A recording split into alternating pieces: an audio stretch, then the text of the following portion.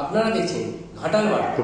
গত 19 নভেম্বর দাসপুর 1 ব্লকে সমবায় সপ্তাহ উদযাপন কমিটির পরিচালনায় এবং হরিরামপুর বিপ্লবী ক্ষুদিরাম সমবায় কৃষি উন্নয়ন লিমিটেড সংলগ্ন ময়দানে 71তম নিখিল ভারত সমবায় সপ্তাহ উদযাপন ও আলোচনা চক্র অনুষ্ঠিত হল।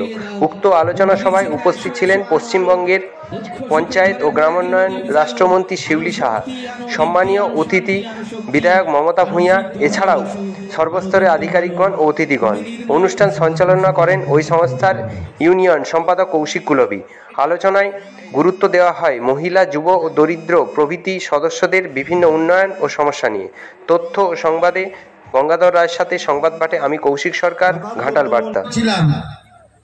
কিভাবে আমরা আজও পর্যন্ত দখলে রেখেছি, কৌশিক, কাজল, মৃণাল আরো অনেকে আজকের দিনে সেই ধারাকে বজায় রেখে কাজ করে যাচ্ছেন।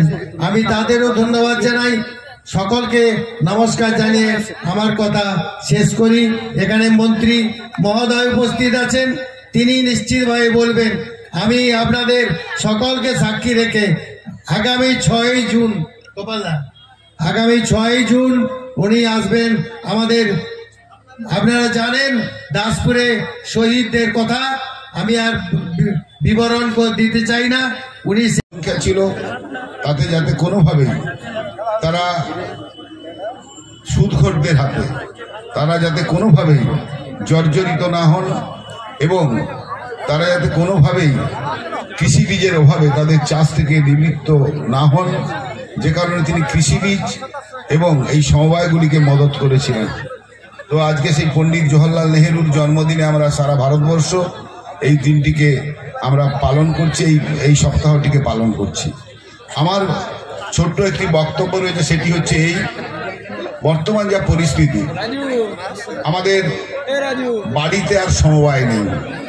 আমরা ভাইয়ে ভাইয়ে আমরা সমবায়ী যে ভাবনা, পরিবারের যে একেবারে পারস্পরিক হাত ধরাধরি করে থাকা, সেখানটায় আমরা চূর্ণ বিচূর্ণ করে ফেলেছি সমাজ সংসারকে। ভাইয়ে ভাইয়ে সমবায় নেই, স্বামী স্ত্রীর মধ্যে সমবায় নেই, প্রতিবেশীদের মধ্যে সমবায় নেই, অথচ সমবায় আন্দোলন নিয়ে আমরা সবাই চিৎকার করে চলেছি। আমরা যারা সংসারে সমবায় করতে পারিনি তাদের হাতেই দিতে হচ্ছে আমাদের সমবায় গড়ার ভার। আমি আশা করব আগে সংসারের চ্যারিটি বিগিনস অ্যাট হোম। বাড়িতে আপনারা প্রত্যেকেই সমবায়টা তৈরি করুন, তাহলেই কিন্তু এই সমবায় আন্দোলন সার্থক হবে। অথবা মনের মণিকোঠায় স্থান দেওয়া এবং এই সমবায় সপ্তাহ উদযাপন আমরা রবীন্দ্রনাথের প্রতিকৃতিতে সেই কবিগুরু যিনি সমবায়ের কথা তিনি তার গীতাঞ্জলি ইংলিশে অনুবাদ করেছিলেন, আর তার যা অর্থ পেয়েছিলেন তিনি কৃষি সমবায়ে যাতে কৃষকরা স্বল্প সুদে ঋণ পায় তার ব্যবস্থা করেছিলেন 1913 রবীন্দ্রনাথ ঠাকুর। আমরা সেই দাসপুর যারা এই মঞ্চে আলো করে বসে আছেন, আমি এত বড় সমবায়ের এই ধরনের অনুষ্ঠানে আগে কখনো উপস্থিত হতে পারিনি। এবং সুকুমারদা বলছেন যে এর থেকে আরো বড় হয়। আমার দেখা, যদিও আমি পূর্ব মিদনাপুরের মেয়ে, আমি সমবায় ওখানে হয় সপ্তাহ উদযাপন হয় এবং বিগত দিনের ইতিহাস আপনারা জানেন, তখন আমরা সবাই তার সঙ্গে জড়িত ছিলাম। তো ফলে এখানে মঞ্চে সবাই আছেন। আমি অনেকেই আমরা বিভিন্ন রাজনৈতিক দলের মতাদর্শে বিশ্বাস করি। আমাদের যখন নির্বাচন হয়, কোনো ভোট হয়, আমরা বিভিন্ন রাজনৈতিক দলের কর্মীরা সেই রাজনৈতিক দলের পতাকা নিয়ে আমরা আমাদের দলের হয়ে প্রচার করি।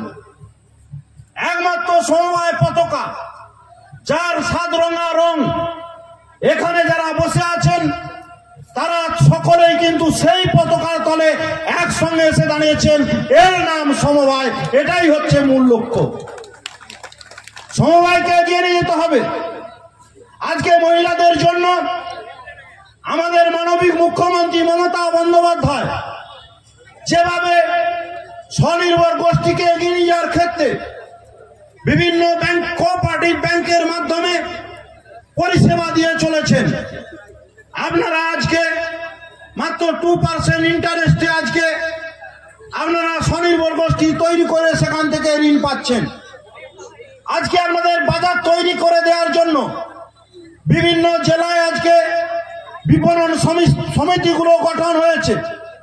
কর্মচারীদের কথা ভেবে আজকে মানবিক মুখ্যমন্ত্রী 1000 টাকা অ্যাডহককে 2000 টাকা করে দিয়েছেন।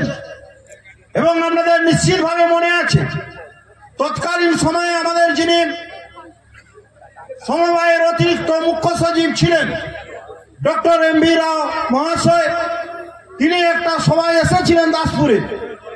তিনি বলেছিলেন সরকারের সার্কুলার দিয়ে যে পঞ্চায়েতি ব্যবস্থায় যেমন মহিলারা বিভিন্ন সুপারভাইজারের কাজ পায়, বিভিন্ন স্কুলের রান্নার ক্ষেত্রে যারা অগ্রাধিকার পায়, ঠিক একইভাবে সমবায়ের মাধ্যমে যারা স্বনির্ভর গোষ্ঠী তৈরি করেছেন তারা একই সুযোগ সুবিধা পাবে।